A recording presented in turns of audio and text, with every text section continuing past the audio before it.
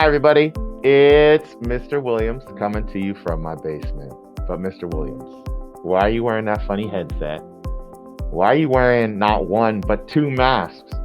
Well, I'm wearing two masks as a way to demonstrate two things. One, this is what Mr. Williams will look like and sound like from now on the computer. Even while you're distance learning, if you choose to stay virtual, I'll be in the classroom, and this is how I'll be teaching from the classroom. If you're in the classroom, this is what I'll be wearing, and this is what I'll sound like.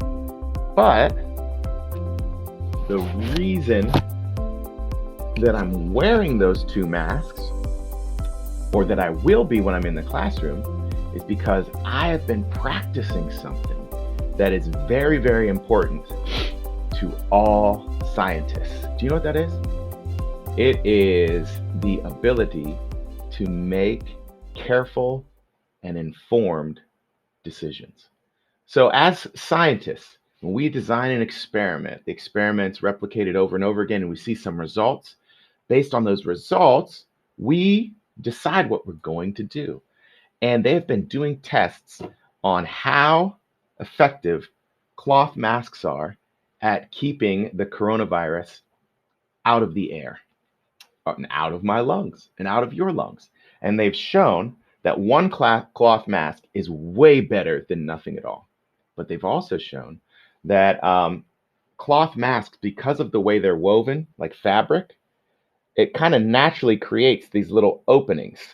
And so some of the particles that we're breathing out can escape through or come in. So the two masks, it's like putting two pieces of fabric over them. The holes are harder to find, and it's smaller. And it actually is more effective to wear both of these. And if you have a paper mask and a cloth mask, oh, stop. That's even better. Now, but Mr. Williams, if two are better, why aren't you wearing 18? Well, because we're humans. We're not machines. And 18 masks would be almost impossible to breathe through. And they found that just with those two masks, Nelly, you can keep so many more of your germs out of the air. And it's even better at keeping the germs from getting into my lungs. And that's not something I see many kids doing, but it is something I see more adults doing, because adults are at a greater risk of getting coronavirus in such a way that it makes us sick. Fortunately, most, but not all, most students, when they get coronavirus, they don't have any symptoms at all, which I think is beautiful. But that can be even scarier for adults, because then we don't know who might potentially give us coronavirus. So because I care about you, because I love you, I'm wearing two. But because I care about my family, I want to make sure their dad stays healthy, their husband stays healthy. I'm also wearing two for them. And you might also notice there's like a humming noise in the background. I have an air purifier over here. It sucks all of the air through these filters, and it pulls out all the viruses, all the dust, anything that I might bring home from school. So I come straight home through my basement. I put my clothes in the washing machine. I come in here and I put everything in here that I've brought to school. Then I jump in the shower and then I go greet my family. Why is it that serious? Because during a pandemic, it's that serious. And so I need to make sure I'm making all of my choices based on the best information I can find. And every week I'm reading new information. And I want to make sure that you and your trusted adults are also making informed decisions. I trust that your adults are, but I don't know, because you're not in my science class, if you all are practiced at that. So that is our lesson for EL this week. I've got a video from Bill Nye that explains like some of the science of wearing masks. Now, this is old. This is back when they were just recommending one, but it's information that I think is helpful for deciding whether or not to wear a mask when you go outside. I want y'all to watch that video, and then on Padlet, share with me your informed decision based on new information about mask wearing, okay? And then think if there's any other decisions you've been making lately that you would call informed decision. And I would love to read about those on Padlet as well. So here are some of the information that parents, teachers, and students need as we move forward. Okay. So, in order to keep everybody safe at school, the CDC has said it's best if all the windows are open. So schools might be cold. Okay, we have radiators, but with the windows open with fans in them, rooms can be cold. You should dress accordingly, but you should also dress in layers because sometimes, even with the windows open, when the radiator's on, a cold room heats up because our body heats in there and it fills the room. And we actually act as little furnaces. The other thing that fills the room is the air that we breathe out.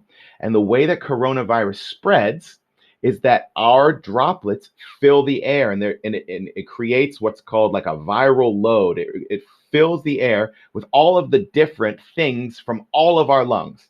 And so the reason the window's open and I have fans is that sucks all of that air out, and then there's not as much time for all of what we're breathing out to fill the air, and that's actually what keeps people safe in the classroom.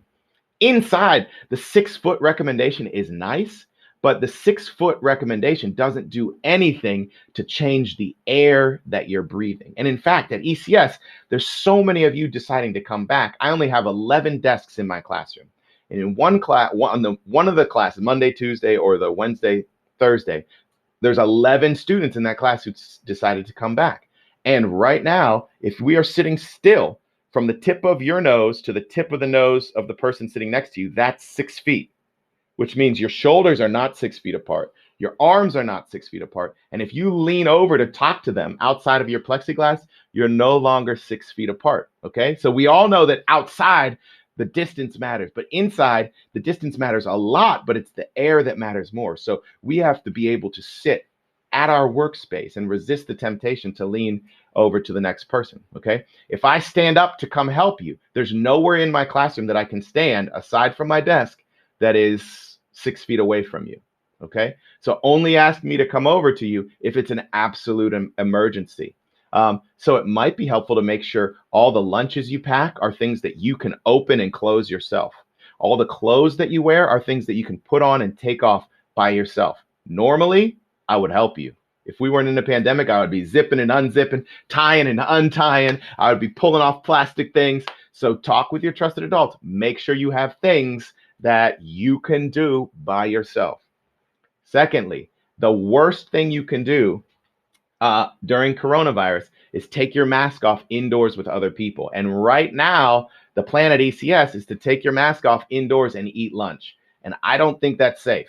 So my class and anybody in my class, we will go outside to eat lunch because that's what is recommended. And that's what the most cautious schools are doing. And I think at ECS, we should be the most cautious schools because we care about the environment, we care about the community, and we are developing citizens who are ready to make this world even better than it already is. And plus, Mr. Williams is your EL teacher, and I hold the record for days outside in class. Am I right? So if you come to my class, we eating outside. Why? Because it's better for the community, it's better for the environment, it's better for you, it's better for me, and it's another reason to be outside. So dress warmly, okay?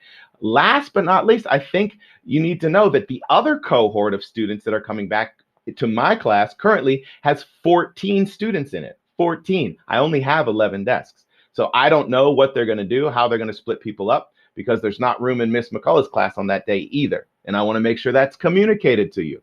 The other thing I need you to know is that the survey that you were sent, that your parents were sent out, it said that if you chose in person, you could always switch to virtual, but if you chose virtual, you couldn't switch to in person. So I'm wondering if some people chose in person just so they would be able to have the option if they ever felt like it was safe enough to come back.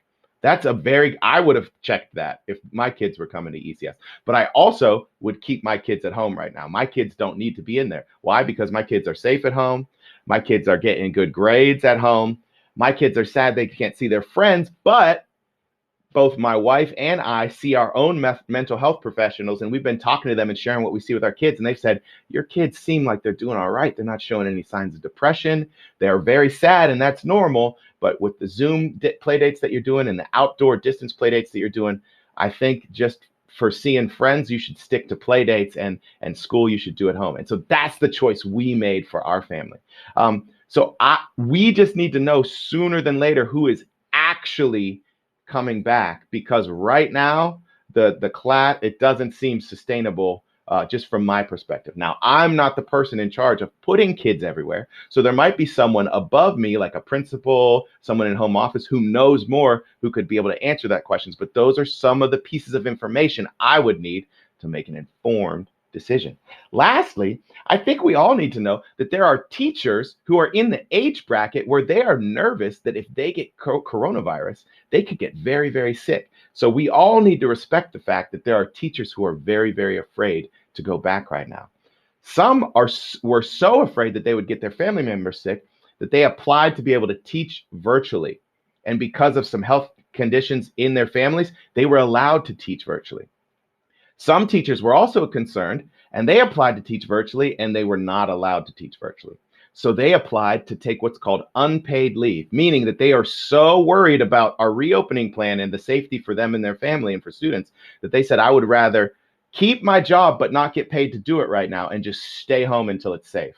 And some teachers were allowed to do that. But I will tell you, there are teachers in fourth grade, there are teachers in kindergarten up through ninth grade who asked to take an unpaid leave because they didn't feel safe, and they were not allowed to even take an unpaid leave. So right now, teachers are having to decide, do I want to quit being a teacher, the thing that I love most, or do I want to do what's best for my family and stay home?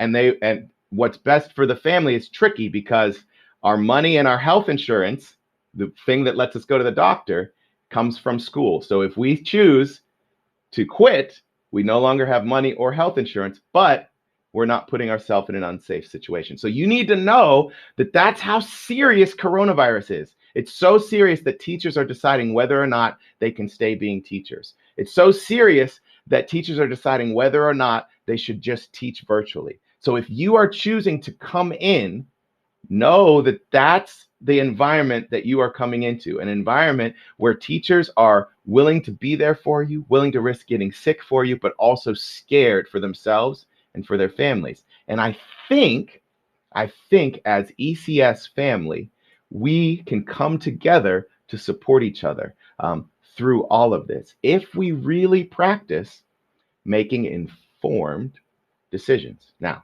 this can be very, very scary. All of what I'm saying can be very, very triggering. And I want you to make sure you're making space for your big emotions and remembering that while your emotions are big, that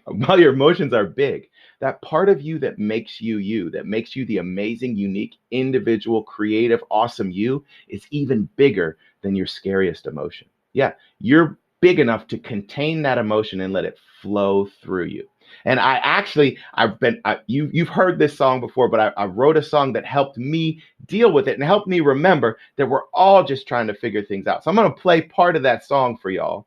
And I'm going to stop when I get to that part that I think is most applicable to what we're talking about right now. And then I'm going to send y'all on your merry way because you're awesome. And I'm going to see if I can do that by taking off the headset and doing this the old-fashioned way. Okay, let's see if that works. So this is a much longer song. If you want to hear the whole song or sing along with it, I can share a link to that video on the VLP. But I think it's helpful because the words to this song are words that I hope get stuck in my brain, especially when I'm making big decisions, especially when I'm scared, or especially when I'm not thinking nice thoughts about myself. Does anybody out there struggle with that? Do you struggle with negative self-talk? Do you struggle with worrying about whether or not you know what you're doing, whether or not you're gonna make the right choice? This song, I wrote that as a way to help remind me that like literally every human feels that way. You're not alone. And sometimes just remembering that can help you feel good. So I'll sing just the first chorus and the first verse, and then we'll talk a little bit about that. We'll be on our way.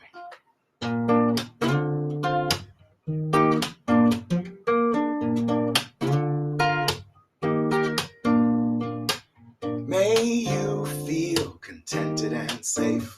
May you feel protected and pleased. And may your body support you with strength. And may your life unfold like a blossom of peace. May your life unfold like a blossom of peace. May I see in you what I hope to see in me. Hunger for the truth and the right to be free. And may I one day come to understand we all just children doing the best we can. We all just children doing the best we can. That's the truth. Even the oldest person you know is just a child that's grown up doing the best they can with the information they have. We are all literally children who have grown up and gotten new information, new pieces to our stories, new experiences, and we're trying to make the best informed decisions we can. There's so much more for you on the VLP if you need it. If you don't need it, ignore it. Okay? If you need it, then there's the coding club that you can click on.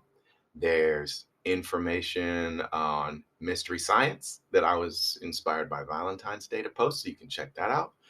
There's information about our government and how it works in the form of that game on iCivics called Branches of Government. Those are all things you can check out. And I would love to hear about anything or everything that you are learning and experiencing or curious about on Padlet. So feel free to share that with me. And this is the most important part, so I need to be able to see you clearly. Look right here. Look right here. Let's pretend we can really see each other. Like, I know you can see me. Let's pretend I'm looking right back at you. You see me? I'm looking at you. Yeah. You, my friend. Don't forget this.